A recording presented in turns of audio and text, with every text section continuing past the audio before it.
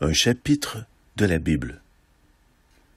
Jonas, chapitre 1. L'Éternel adressa la parole à Jonas, fils d'Amittai, en ces termes.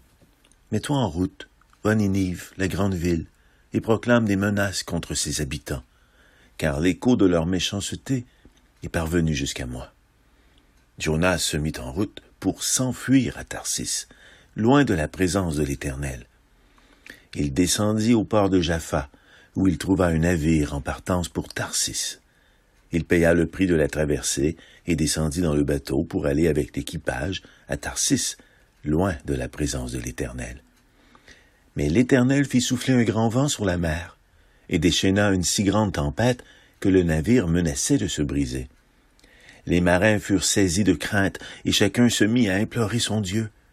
Puis ils jetèrent la cargaison par-dessus bord pour alléger le navire.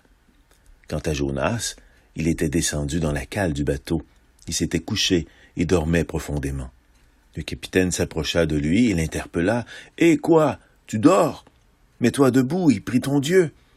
Peut-être Dieu se souciera-t-il de nous, et ne périrons-nous pas? » Pendant ce temps, les matelots se dirent entre eux, « Allons, tirons au sort pour savoir qui nous attire ce malheur. » Ils tirèrent donc au sort, et Jonas fut désigné.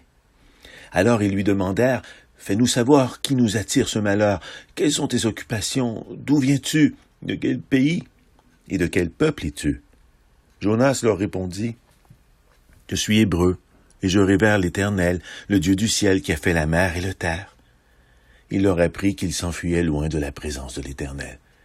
Aussi ces hommes furent-ils saisis d'une grande crainte et lui dirent, « Pourquoi tu fais cela? » Comme la mer se démontait de plus en plus, ils lui demandèrent, « Que te ferons-nous pour que la mer se calme et cesse de nous être contraire? » Il leur répondit, « Prenez-moi et jetez-moi à la mer, et la mer se calmera, car je sais bien que c'est à cause de moi que cette grande tempête s'est déchaînée contre vous. » Ces hommes se mirent d'abord à ramer de toute leur force pour regagner la côte, mais ils n'y parvinrent pas, car la mer se déchaînait toujours plus contre eux.